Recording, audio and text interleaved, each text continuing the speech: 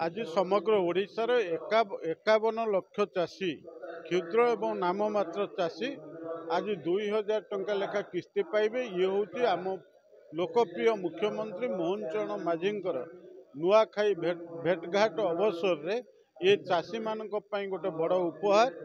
गोटे कथा हूँ देश को विकसित करने राज्य को विकसित करने चाषी मानकर जो आर्थिक स्थितिर परिवर्तन होबार आवश्यकता अच्छी से आम सरकार अंततः आर्थिक सहायता दबा सहित किभली तांकर कृषिजात सामग्री रे सर्वनिम्न सहायक मूल्य को बढ़ाइबा एवं अन्यान्य व्यवस्था रे चाषीर आय को द्विगुणित करने विभिन्न सब्सिडी दियाइबा ये समस्त व्यवस्था को आम सरकार नहीं।